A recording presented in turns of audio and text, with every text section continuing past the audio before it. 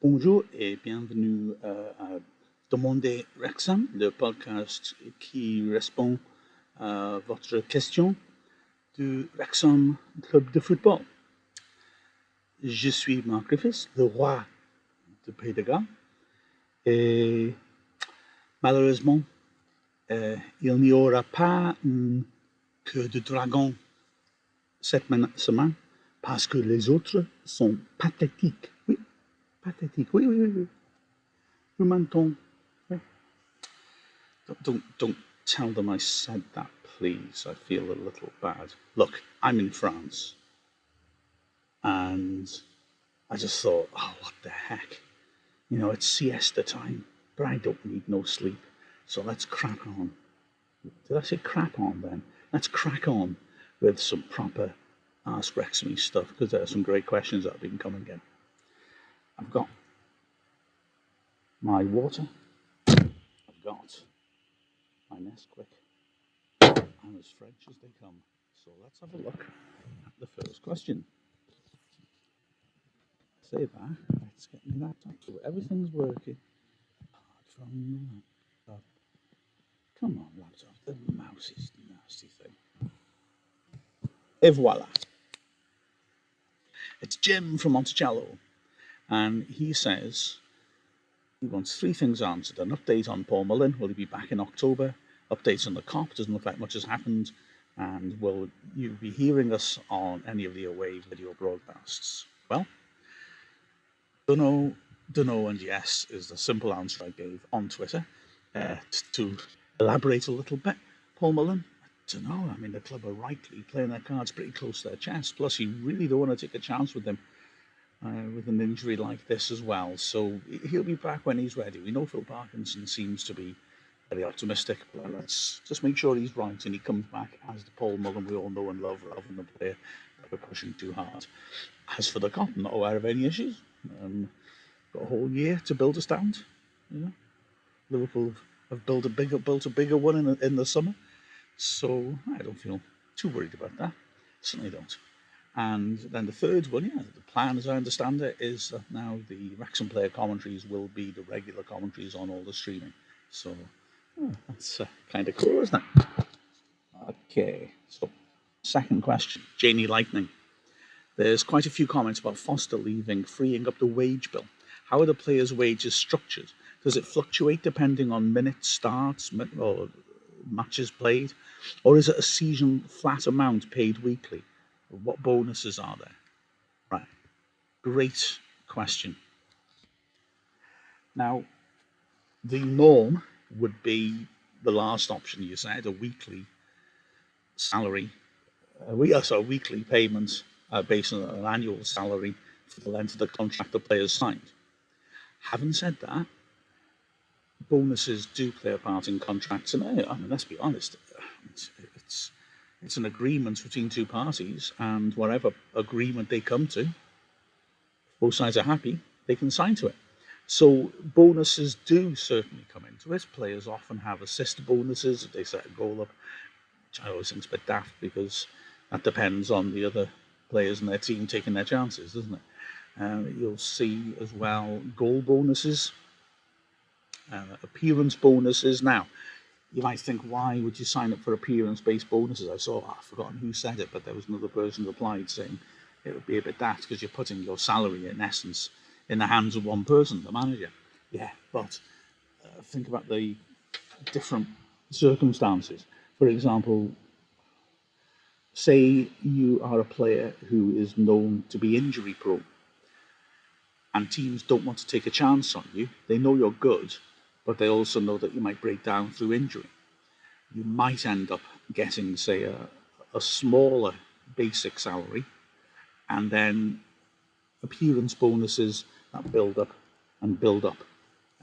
So that if you stay fit, you'll get a good amount of money. If you don't stay fit, the club haven't taken that much of a risk and not stuck with the salary you would have asked for if you were fully fit. So that sort of thing can happen, and it can be used as an incentive, just like the assistant goal bonuses. If you get to play all season, you'll get paid more. So raise your standards and make sure that you're on the ball. And there are talk of bonuses and different things in contracts. which might surprise you because, like I said, if the two parties agree, the two parties agree. I mean, there's things like promotion bonuses, obviously, clean sheet bonuses for goalkeepers, yeah. Although again, that's quite reliant on the opposition, isn't it? And then also there's, what was I going to say now? Oh, yeah, it's often common these days to have a relegation reduction in your contract, so that if your team goes down, your wage goes down. But there's some strange ones. One that came up about 15 odd years ago was image rights as well. And yeah, I'm trying to remember which transfer it was. There was a big money transfer. I feel like it might have been Rooney, where in order to fit in with financial fair play, the team buying him, which I guess must have been Man United, gave him, well, it was a contract renewal, but they basically gave him a pay cut, but gave him all his image rights. So every time his image was used on any media, he'd be getting the money rather than his club. So that can be quite valuable. So there's lots of different little things dotted around. If you agree the deal, you agree the deal. In terms of Wrexham's wage structure, I've got to say, I mean, I was given the impression that Foster actually wasn't on a huge amount of money now. That was last season, so I don't know if something was renegotiated there. But we have financial fair play to fit into ourselves now, unlike last season. But the fact is, our turnover is so big, it's a percentage of our turnover, that I don't think we really have a big issue there, to be honest. So yeah, his wage will be off. We'll, I assume, bring somebody else in. So it'll have some effect, but not maybe a massive one. That's my suspicion. Le sonnerie. Anyway, sorry. Okay, now this one. D. Wrexham Mash. I never know how to say your name, by the way. All-time EPL saves leader. That's Ben Foster's made more saves in the Premier League than anyone else. And battling the bells, yeah. And probably the most epic save with everything on the line. He's got a wonderful gif, which I couldn't fit onto this, that shows him saving 2 pies at that Notts County peg while the commentary team celebrating. He says, "Is this the greatest save you've ever seen live? If not, name me your best." You've taken me on a philosophical journey asking me this question. I realise reading this that iconic saves aren't that common, are they? They really aren't. Goals stick in the mind, saves not so much, and I'm saying that as an ex-goalkeeper of sorts. I think I would say the best save that I've seen live for Wrexham, maybe it's also to do with its significance, just like Foster's, was the semi-final of the FA Trophy in 2013. 2013? 2012? 2013. Chris Maxwell in goal for Wrexham at Gainsborough Trinity, who were a division lower down. We beat them 3-1 at the Racecourse in the first leg, so, we're looking pretty good. And we score again pretty swiftly at Gainsborough at the start of the second leg. So we're 4-1 up, and you think, yeah, we're cruising this. They were a decent side, but, we got them there. No, we hadn't. They scored 2 more goals and were absolutely battering us in the second half. Another goal takes it to extra time. They got their home fans behind them, and they were making a terrific noise. And you're sort of, if we let in a third, then extra time can be very difficult. And there was a shot right at the end from inside the box around the penalty spot. The penalty area is packed full of players. And my recollection of it, commentating on it at the time, was the ball just whistling into the net, or so it looked like, through a crowd, and then suddenly Maxwell's hand just comes up through the crowd and pushes it over the bar. I don't know how he saw it. I just don't know how on earth he managed to see it. He must have seen it so late, and his reflexes were just unbelievable to push that over. We won 2-1, and then we went on and won the final and won the trophy. The footage of it, really, I could put a link to it under this, but if I'm honest, you'll be disappointed because the camera's like 60 miles back. So you're not going to be able to see very much, I'm afraid. Just trust me. It was a hell of a save, and it was really, really important. Now, in British culture, you will get comments about Gordon Banks. Gordon Banks was the England goalkeeper when they won the World Cup in 1966. And then 1970, he makes a brilliant save against Pele, which is always referred to as like the best save ever. Um, I mean, I think it's a very good save. Best save ever? I'm not so sure. They're playing Brazil in the next World Cup, like I said, in Mexico. I think the occasion helps you. I think it was reasonable to say. Not that I remember it, but apparently it was. They were by far the two best teams in the tournament, and it was the best game. It was 1-0 to Brazil in the end. But Banks makes an amazing save from the greatest player in the world, Pele. It's a cross. So Banks is at his near post. The cross is at the far post. And Pele is quite close in at the far post and heads really powerfully downwards. And Banks, magnificent footwork, somehow manages to sprint across the line, lunge, and although the ball isn't going into the bottom corner, somehow get enough strength in his wrists to actually save it by pushing it up over the bar. It is a pretty phenomenal save. Yeah, absolutely. It's a beauty. It's become almost a cliche though whenever anyone makes any sort of save nowadays. Oh, Gordon Banks save. Oh. Look up. If I remember, I'll stick them in the details in the description, but I'll probably forget. Let's be honest. You know me by now. That, off the top of my head, I feel like maybe, oh, more bells. The best save I've seen is David Seaman, England goalkeeper of the sort of 90s, who let in, of course, the goals for Arsenal when Wrexham beat them in the cup. Against Sheffield United in the FA Cup semi-final, where the ball's gone past him, it seems, and he's somehow managed to stretch backwards and hook the ball away as a magnificent save in a big match. Okay, let's look at something else. Oh, these those bells are so long. Right, now then. Jimmy Lightning. What's the rolling ball foul given against Ben Foster? Yeah, basically what it is when you restart the game, free kick, goal kick, anything like that, off the floor, the ball's got to be still. You're not allowed to hit a rolling ball. So I vaguely remember it happening. I don't know. I just assumed Foster must have rolled the ball to where the free kick should be, stepped up and he's kicked it before it stopped rolling. But the ball's got to be stationary when you restart the game. It's not a major offence. You're not going to get booked for it. Also, unless you do it over and over again as a time-wasting manoeuvre, but that'd be very obvious. And so he's only penalised by having to take it again. I do remember it now. He's trying to play a quick ball forwards, quick free kick, which refs will normally allow. But the ball hadn't, it was such a quick free kick, the ball hadn't stopped moving. That's what it was, wasn't it? So we had to take it again and just had to roll it short to somebody. Because he was, Swindon had recovered their shape, hadn't they? So there was no point in trying it again. There's no, like I say, the only punishment is take her again. I have occasionally seen players so urgent to take a quick free kick that they've actually hit not just a rolling ball but a bouncing ball. It's rare and it's funny. But yeah, Foster, routine rolling ball. You can't hit that to take a free kick or a goal kick.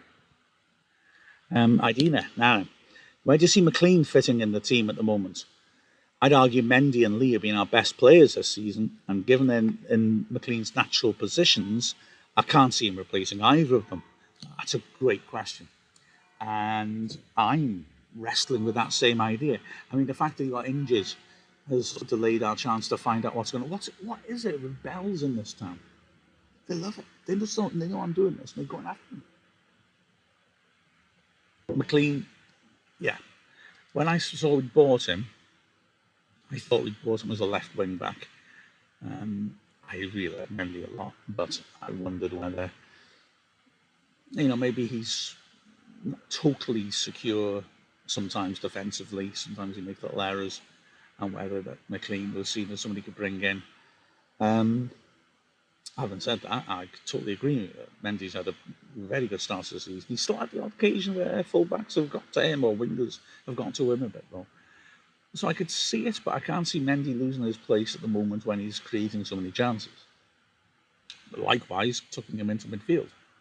Lee, I mean, he's our best player at the moment, isn't he? He's absolutely superb. So yeah, it's an interesting one, isn't it? But then, let's be honest, Parkinson has improved this team by bringing good players in when we've already got good players for certain positions. So he's done it again, hasn't he? I think that's the truth of it. And yeah, probably someone we enjoy watching will become less of a regular player. You could reshuffle the midfield, I suppose. You could have Lee on the other side, although I think we play to his strengths by having him on the left side of the midfield three. We could change our shape. You know, Lee likes playing behind the front two. And also, I mean, look at what we did on at Wimbledon, that's it, where we changed our shape completely at Palmer up front and Lee and McClean either side. McClean being used on the right so he can cut onto his left foot and be a goal threat. Now that was quite a surprise to me that we changed our system so much. I don't know if I'd describe it as a complete success, but maybe he is looking at altering things around a little bit, who knows?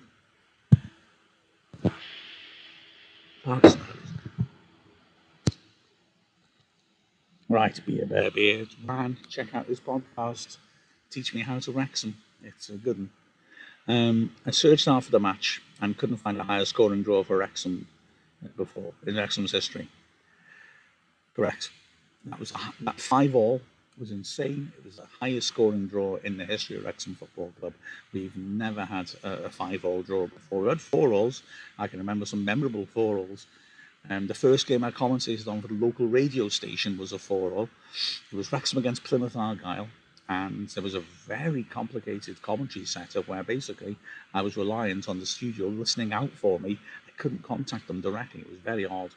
It was just basically an open line, which was a landline to the radio station with an open mic. And I just keep shouting, studio, studio, studio. But the thing is as well, they also asked, could I cover it for the Plymouth radio station and the Plymouth TV station? Because, you know, Plymouth's a long way from Wrexham and they didn't want to pay to send somebody up here. So, up here.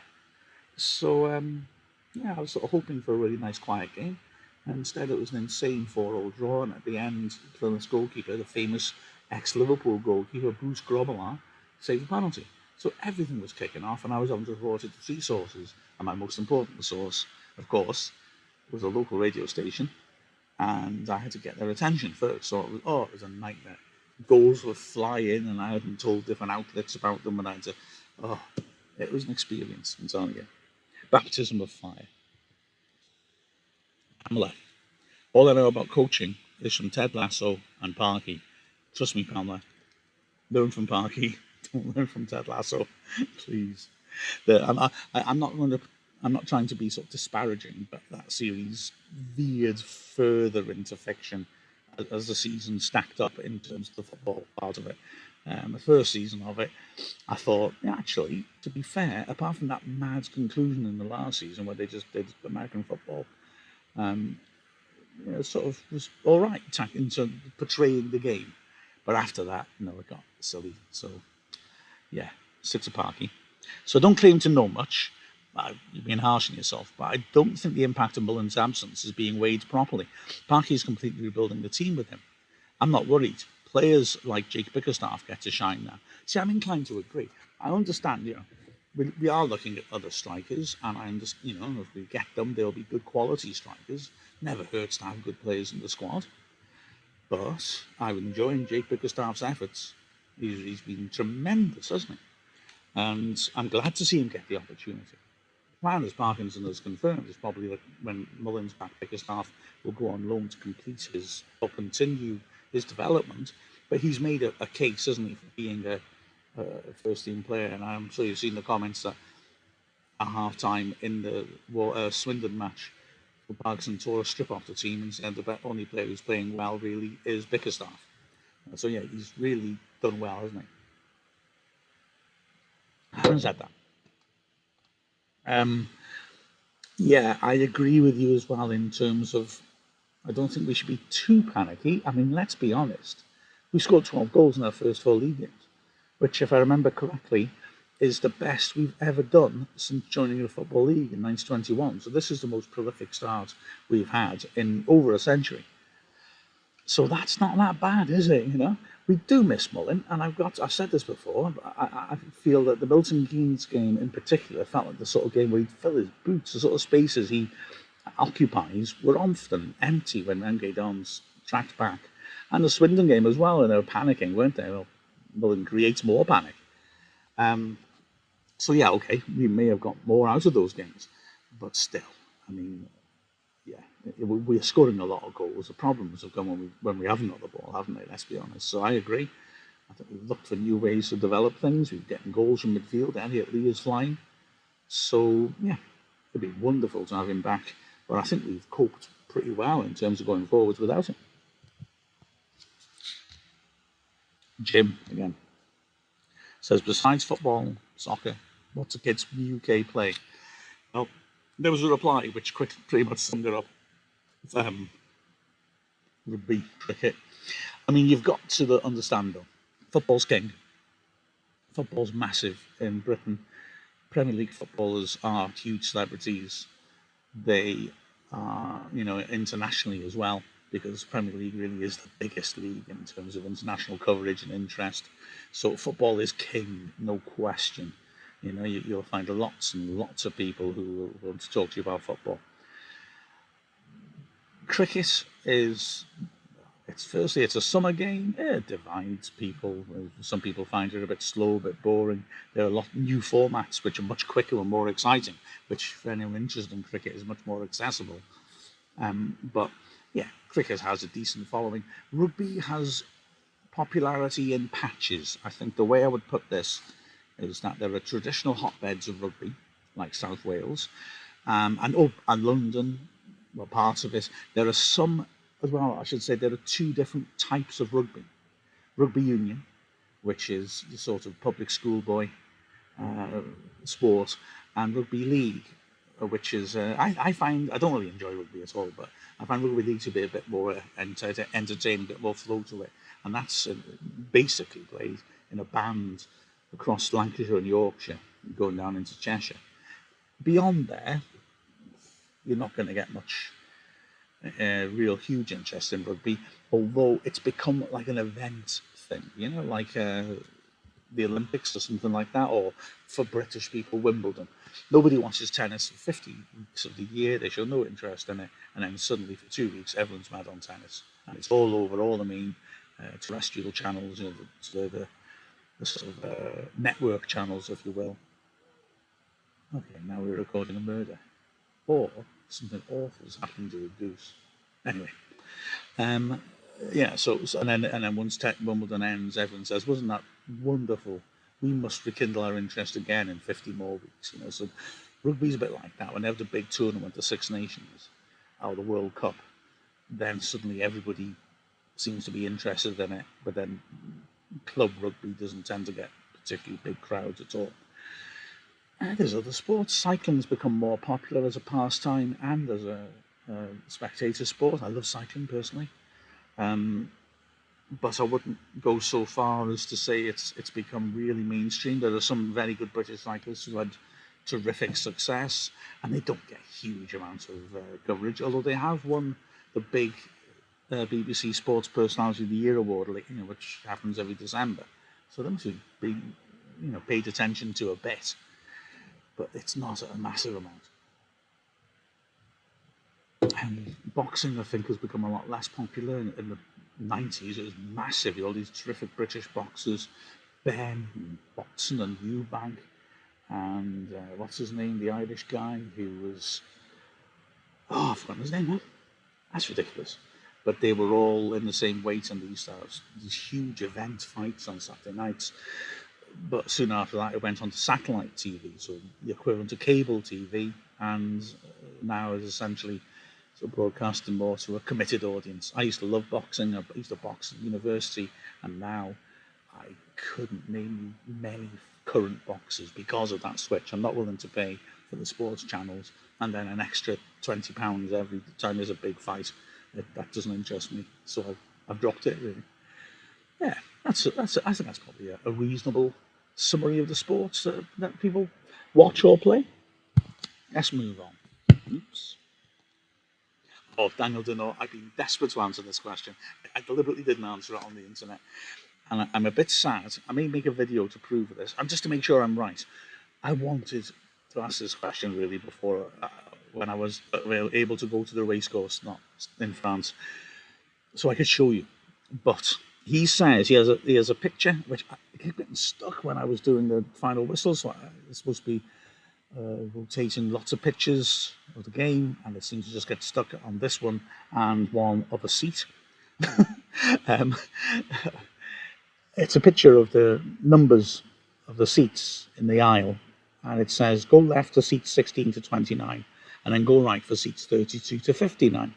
And Daniel says, no doubt this will get drowned out in the wake of Fozzie's announcement. Never. These are the questions that Ask Wrexham are built on. But he's watching Final Whistle, and he has to ask Wrexham, where are seats 30 and 31? What happened to those people? Well, it was a dark and windy night in the summer of '03 when two people tragically fell off the back of the stand.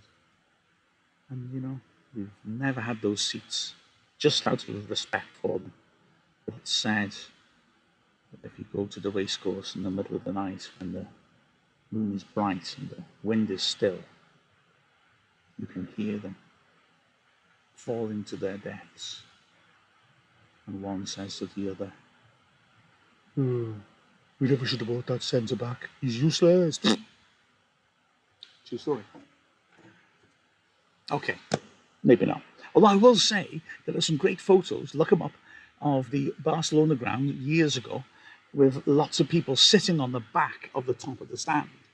So it's a picture taken from outside the ground, and all you can see are people's backsides in a big long row on the top of the wall because they're all sat on the back wall. Oh, here we go again, on the back wall. And that's why Barcelona, one of their nicknames is the Cools, which is Catalan for the bums, because you'd walk past Barcelona in the old days and you'd see loads of backsides all hanging off the top of the stand. Fact. Anyways, the real reason, and like I said, I'd love to make a video, is that if you go up to the top of that stand, the back row is intact. So the aisle goes up, and then the very back row has got seats 30 and 31. Yeah? So they are there, they're just not in that photo. And there's no point in telling people if they've got those two seats and 30 and 31 at the top, you're getting an extra sign, are you? So the answer, I'm afraid, is as simple as that.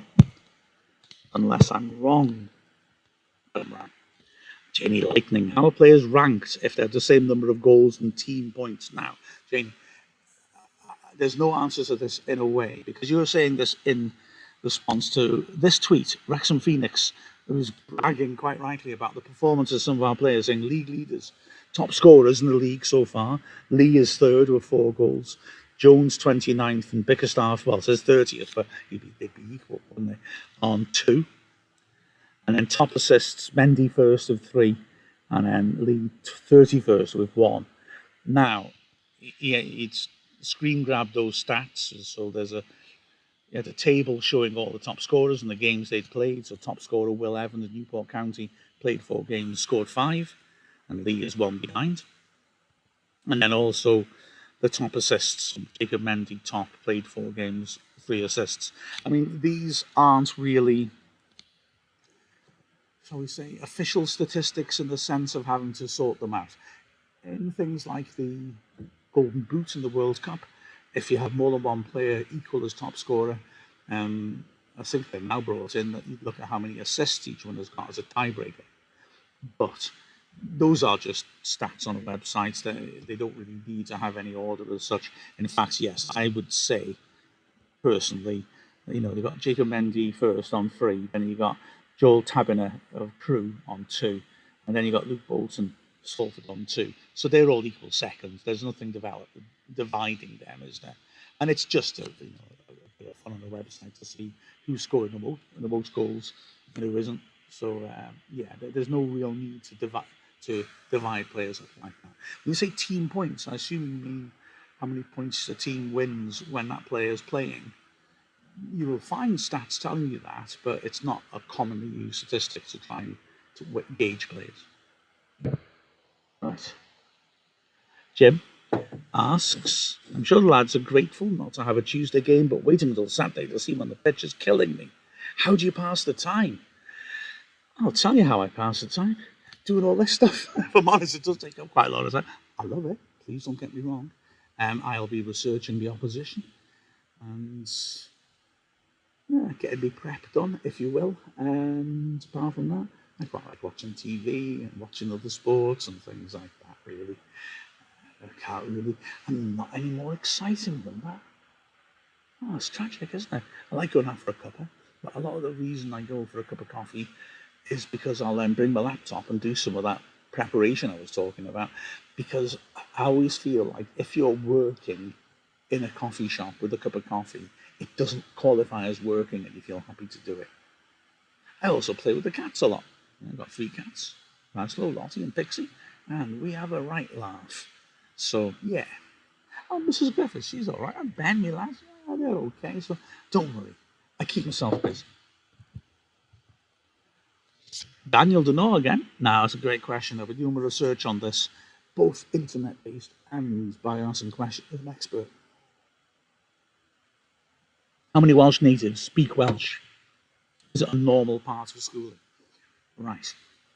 Now, luckily enough, there was a census taken at the end of December last year. So we got accurate figures here.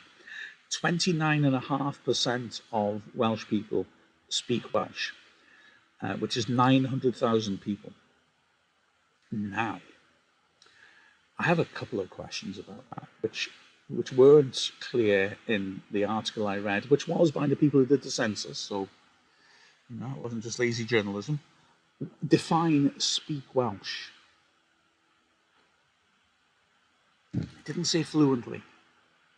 So, and it also said that the biggest age group was young people. Now, this comes on to your second question. Is it taught? Yes. Unless there are exceptional circumstances, which normally is you've come from another country quite late on in the education process, there's just no chance. You've got to pick up English, not learn a new language from scratch, which is very different from English as well, and very different really from an awful lot of languages. You will be expected to learn Welsh at least until you are 15. The last year of secondary school is 15 to 16. That's year 11. Year 10 is the second last, and it's compulsory, barring those extreme circumstances, that you have got to learn Welsh. In primary schools, pupils tend to pick it up very enthusiastically. So, like I said, asking this survey, an awful lot of the young kids will say, I speak Welsh. In secondary school, kids tend to vary in their enthusiasm, if I'm honest with you. The school I work in insists that everyone goes through to get a qualification in Welsh. So we go beyond just that 4th-year thing. I'm sure a lot of places do. We have a Welsh language primary school and a Welsh language secondary school in Wrexham. There's plenty of those around Wales as well. But in terms of, how many people speak Welsh? If you're in Eastern Wales, then you certainly won't need to have any Welsh. And the lingua franca is English. Now, most people, according to the survey, who speak Welsh is in Cardiff, but then there's a lot of jobs created by having a legal necessity to have Welsh available on all official documents. So everything's got to be bilingual. So, there's a lot of jobs in the civil service of the Welsh Parliament, basically, which will draw people in. The highest percentages, though, are up in the northwest. So you go up to Gwynedd, the bit that sticks out, and you go to Anglesey, the island above it, and there you'll find the most common sort of frequency of Welsh speakers. You will also often find Welsh spoken in the streets, which you will hear in Wrexham, you will hear in Eastern Wales, but not as much. It's not a common thing, I wouldn't say. But in Northwest Wales, you probably would do. Welsh has got a very checkered history, a difficult history. It's believed to be one of the very oldest languages existing in the world. But around the end of the 1700s, the Industrial Revolution kicks in. There's a big influx of English workers into Wales, which carries on for a good century, because they want to work in the coal mines, they want to work in the steel works, and that dilutes Welsh massively. Also, you know how it is. You know, the English conquered the Welsh. Henry VIII actually combined England and Wales in the 1500s, and therefore Welsh is viewed suspiciously, isn't it? And so there were times when Welsh was outlawed, or at least strongly discouraged, because it may be seen as a language of insurgency, perhaps, or just of suspicion. What's that bloke saying? I run the factory. What's he saying about me? Anyway, um, during the 19th century primarily, but it did go on to about the 1920s, there was a thing called the Welsh Not, N-O-T, which was basically children being told they could not speak Welsh in their schools, and there would be a piece of wood with either WN or Welsh Not inscribed on it with a rope around it, and the child who's heard speaking Welsh will have it put around their necks, and they've got to wear that as a sort of shameful thing until the next child is heard speaking Welsh, and then they'll put it onto them. So Welsh being discouraged massively, and then often the people who wore it at the end of the day would receive a punishment. So Welsh received these constant blows, and throughout the 20th century until what, the 90s or 2000s perhaps? Yeah, the 90s I think it's fair to say, was a language in decline. In the 80s when I was a kid, the Thatcher government had no interest in cultural affairs like that. So, yeah, Welsh was really collapsing. But there was a lot of protest in the 70s, 80s, 90s.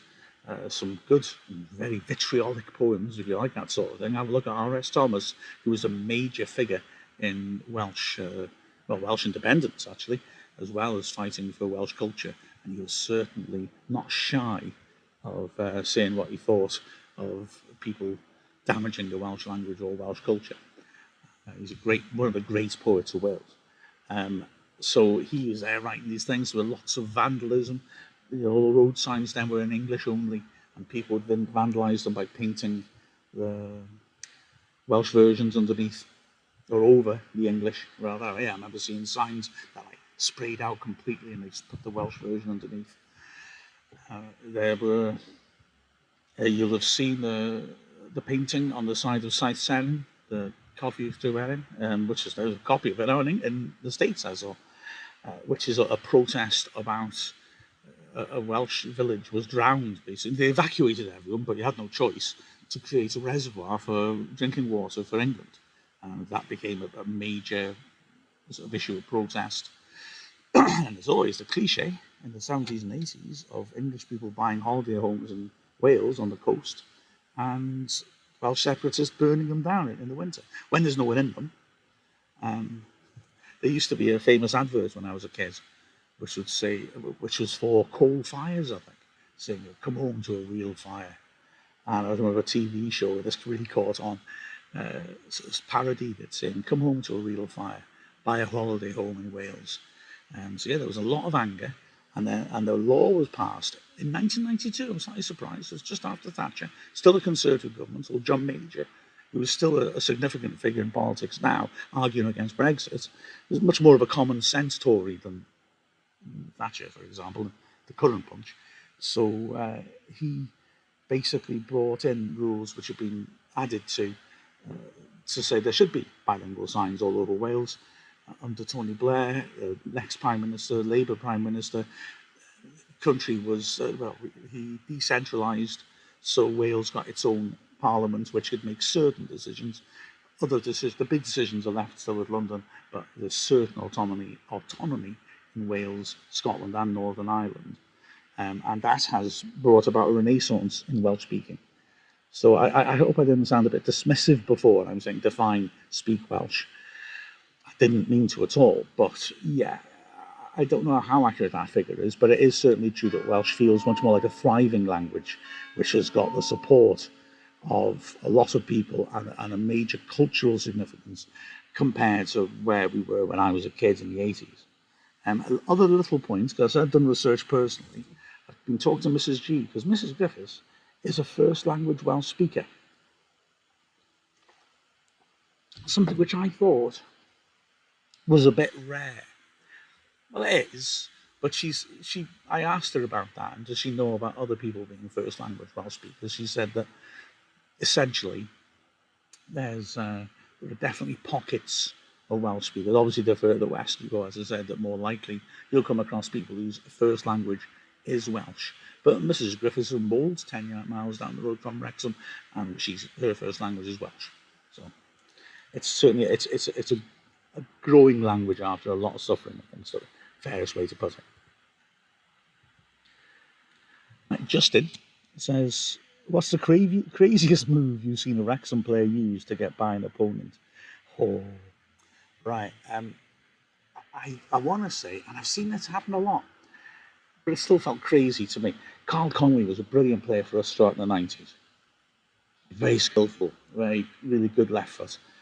And he had this trick which he used to do quite a lot, which was he'd back into a defender and then he'd flick the ball over his own shoulder and over the defender and then spin and get to us on the other side before his opponent could react. And he seemed to always catch people out with it. It was beautiful. He did it kind of routinely. It's really easy just nicking it across and beating people. It was absolutely sensational. And the other one that came into my mind was a guy who played for Wrexham in the 80s called John Bowden. He was our captain for a bit. His nickname was Animal. I think it was because he looked like a drummer at the the Muppets one, I think. And he did this thing, which I think in the modern days of scouting, he would not get away with because it was sort of basic, but he did it really well and it always seemed to work. He'd go down the wing and if there wasn't a chance for a cross, and he played a lot of his time on the left side for Wrexham, but he was quite right-footed. So he'd go down the wing, and if he couldn't get the cross in, he'd allow defenders to gather round him by the corner flag, which obviously is not what you want. So you might have two people on him.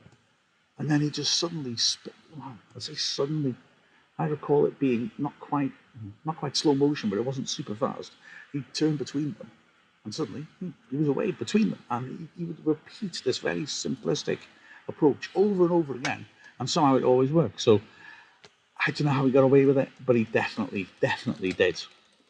Right, let's have a squiz. Oh, I just had to show this wonderful thing from Normando. Normando, I have not noticed your tweets before, and this is a beautiful debut. He says, "I inhale her chaos like it is everything I need, like it's my last fresh breath, because I'm not sure I'll ever know anything this beautiful again." Beautiful poem, referring obviously to Wrexham. Obviously, don't inhale too deeply, because over the years, trust me, it's been bad for my health as well, following Wrexham. And our last one is a plug, hope you don't mind. But look, if you're in the Wrexham area, Mike the Ref's Sanctuary, what a good man he is. They're having an open day and dog show, 11 till 3, on Sunday the 23rd of September. It's Mill Lane, Bradley.